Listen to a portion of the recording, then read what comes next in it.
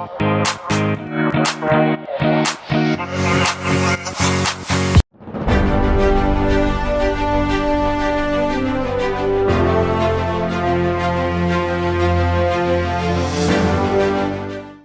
gala, kumusta? O mayong adlaw dakbayan sa Oroqueta. This time, atong gibisitahan ang buhatan mismo sa atong city treasurer din sa dakbayan sa Oroqueta. Aron ato siya makakumusta, mapangayuan atong update, kalabot sa atong panugdanan din sa dakbayan sa Oroqueta. Dalawa na to nga ang city treasurer dira na magyutanan ang mga collection ug unsay kumusta unsay status sa atong panugdanan din sa atong dakbayan.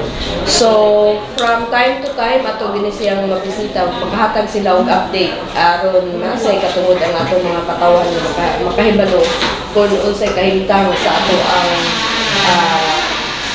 treasurer sa atohang panugdanan din sa dakbayan. So, daghan kay tag mga mahisgutan karon, una ato na before nato ni madungog ato nang tagagigayon ang atohang city treasurer nga si Mr. Ruel Visitacion nga makatimbaya usab sa katawhan din sa dakbayan sa Oroqueta. Sir, mayong adlaw. Mayong adlaw sa Ma'am Joanne. God is good all the time, and all the time God is good. Kini ang inyo ang ubos nga igsuon si Mr. Ruel Visitacion, ang mamahandi or city treasurer sa dakbayan sa Oroqueta. Nagpaabot sa amo ang pagbati sa tanang mga Oroquetanhon. Paabot nako ang maayong adlaw karong adlaw. Okay. Sir, mangumusta mi ang atohang kumusta ang ato ang collection dinhi karon sa atohang dakbayan? Base sa datos nga atong nakuha sa atohang electronic statement of receipts and expenditure as of August 31, 2024, atong unang hisgutan ang atong collection from our income sa local sources. Sa atong real property tax, ang atong actual receipts as of August 31 is 15,346,556.09, which is 60% sa ato ang collection target for the year nga 25,658,780.17. Sa ato ang business tax naman, ang ato ang nakolekta is 41,981,977.85, which is 88% of our collection target for the year 2024, amounting to 47,594,714.51. Sa fees and charges, ang atong nakolekta is 16,320,225.84, which is 70% sa ato ang target for the year 2024, amounting to 23,427,356.99. And for the economic enterprise, atong nakolekta is 15,470,227, which is 75% of our target for the year, amounting to 20,580,703.31. So ang atong actual receipts as of August 31 sa upat ka income from local sources is amounting to 89,118,986.78, which is 76% sa ato ang target for the year nga nagtotal og 117,261,554.98. Okay. At least, dako-dako siya. No, dako-dako siya. Labaw pa siya sa katunga sa atohang mga target collection for this year. So yes, Ma'am Jo. So napatay pila ka bulan. So as of August 31, we still have 4 months to go. And among gipanghinaot nga makuha na to ang ato ang collection target. O ato amo pag yung paningkamutan nga mo, if possible, mo lapas ta or mo exceed na sa ato ang collection target for the year. Okay, sir. Usa kay kasagaran sa ato ang una-una nga mas mo pasaka pa, mas mapasayon pod nato matagan o pamaagi ang atohang mga tax payer nga basin usapod sa mga hinungdan nga nung wala sila siguro nakabayad, gumikan kanang sa na sila sa layo, maglisod sila og bayad, na ay mga intervention ka ang hunahunaan ang atohang dakbayan para mapasayon ang ilang pagbayad, sir. Basin mas musaka pa gyud ang mo increase pa ang ato ang collection. Sa maong aspeto, Ma'am Jo, ang atong dakbayan na anay gihimo nga aksyon. Na anay ordinansa nga napasa ana, City Ordinance number 961/2024. This is all about online payment. So muna itong direction kay naanay mga ang ubang mga dakbayan ga-adapt naman ini og daghan ng mga kliyente nato nga gusto usab nga mo avail sa online payment. So mao nay ato ang direction karon, ang ato lang gahulat sa ta nga ma-procure nato ang ato ang hardware para sa ato ang server kay tungod kay ang atong server is outdated naman. So naanay budget for that matter, ang kuan na lang naapas proseso sa pag-procure, and we are hopeful nga by pinakadugay siguro first quarter of 2025 this will be implemented. So kung ma-implement na ang online payment using banks, even GCash o guban pa nga mga facilities, so siguro ang atong mga pwede na nga wala nay face-to-face contact with our clients, makabayad na sila online, musulod lang sila sa website sa Dakbayan sa Oroqueta, ipaagi na lang ang ilang bayad through atong mga nangahisgutan, bangko, GCash o unsa pay atong i-adapt pohon. In fact, ang ato ang City Mayor ga-create na daan og technical working group para mahanay, maplastar nato ang implementing rules and regulations with regards sa online payment. So diha atong direction usap po ni sa pamaagi pagsanong sa direction sa pangagamahanang national, our national government nga siging ga panawagan sa mga LGUs nga i-adapt na ang online payment. Sige kay Sir, sa pagsugod nimo nag-handle diri sa ato ang city treasurer, every year unsay kinatasan nga percentage nga nakuha sa ato sa collection? Karon is 70%, no, karon nga year sa collection. Katong naisgutan nga comparative data ganina sa collection is as of August 31, 2024. So comparative to siya sa pilay collection target against sa actual na to nga nakolekta as of August 31. Every year, sir, kumusta ang to last year ikumpara na to karon? Pila ka percento sa last year? Nihing-end siya. Nakuha ba ang target ninyo ato?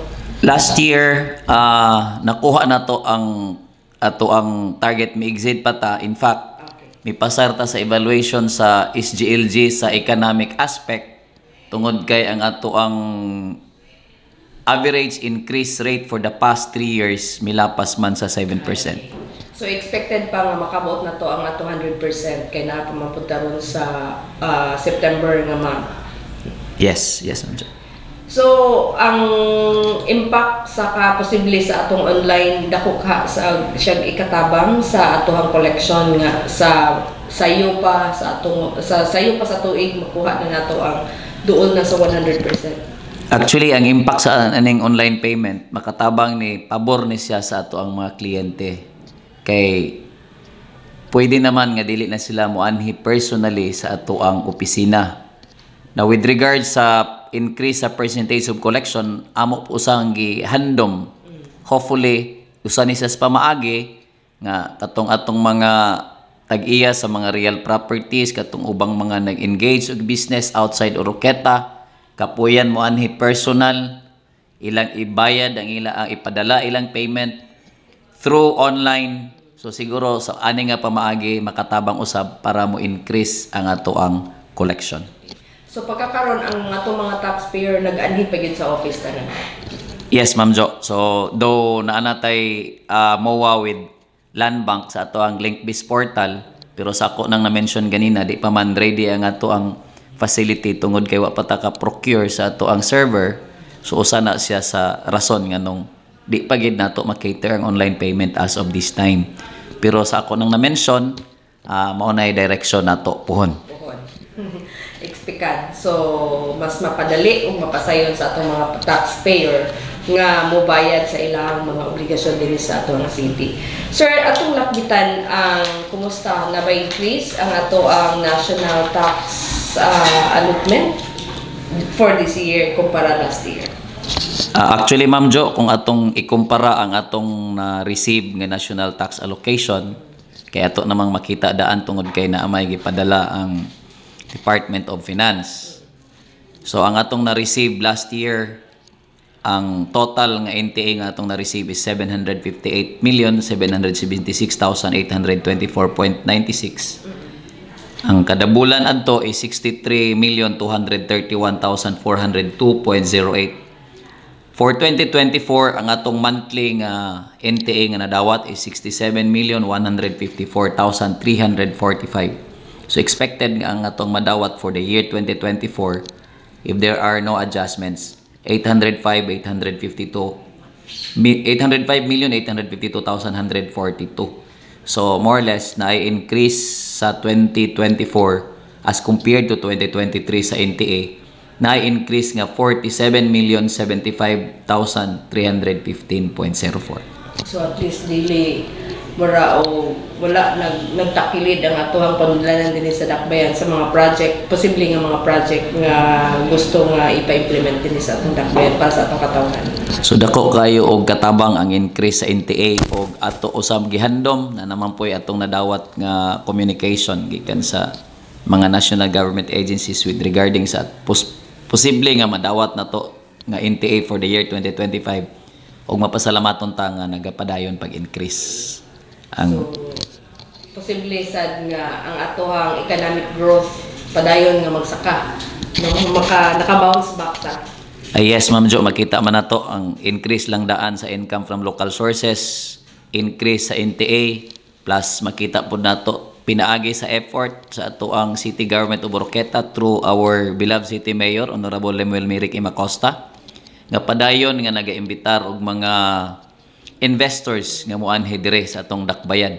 So dako kay ni siya impact sa ato ang ekonomiya. Dili lamang sa buhis nga madawat sa dakbayan sa Oroqueta, kundi sa sweldo sa mga empleyado nga ma-employ sa ilang businesses ug uban pa nga impact nini sa ato ang economy sa dakbayan sa Oroqueta.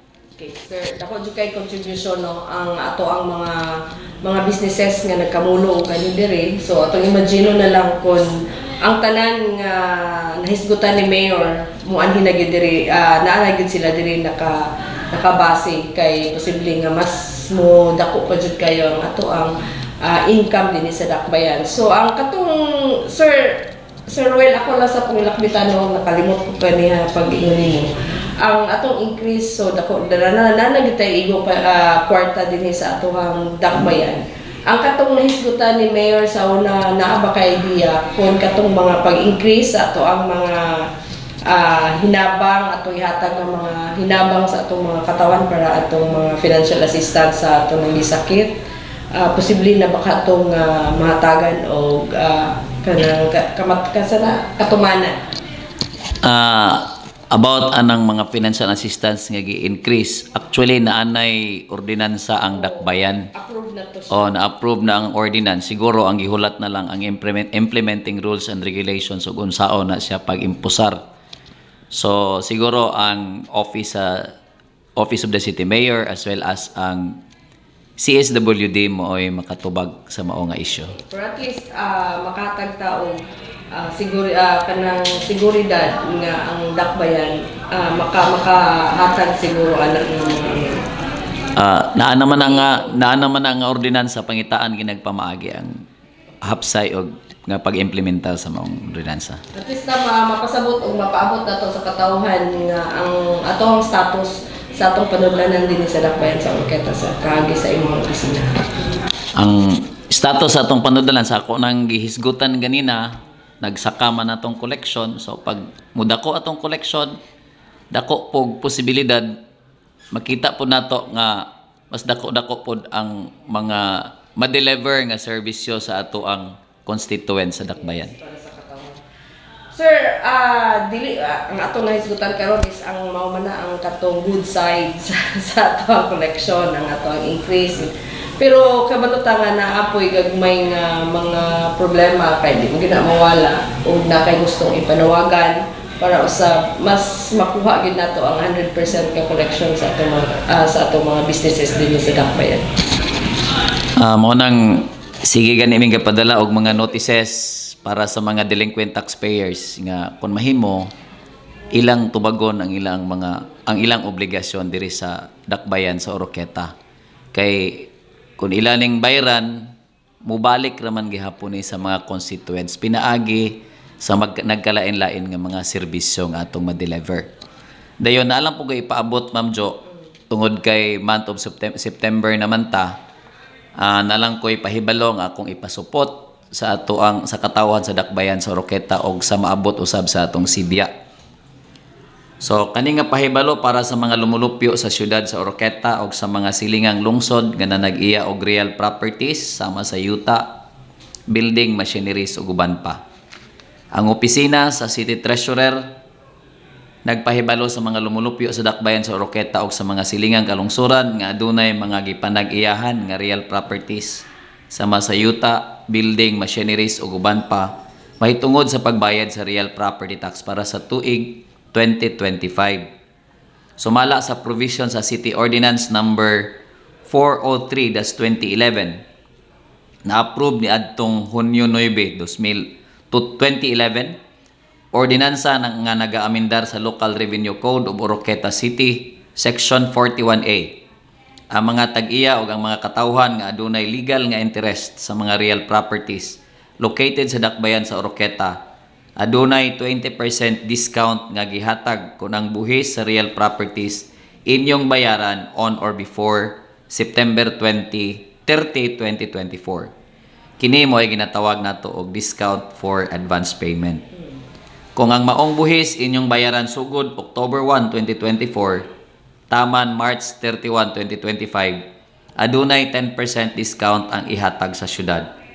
Kung dili kini mabayaran sa maong mga gitakdang panahon, adunay 2% interest ang mapuno sa inyong balayronon kada bulan sumala sa provisions sa maong ordinansa. Kami mapasalamaton sa inyong makanunayong pagtabang o pagsuporta sa atong pinalanggang dakbayan, pinaagi sa pagbayad sa inyong obligasyon nga buhis. Okay, daghang kay salamat sir. Murag luwag-luwag yun gamay makadungo ang atong mga taxpayer ani no kini mga real property tax payers. Kay dako kayong lugway nga makakuha sila discount.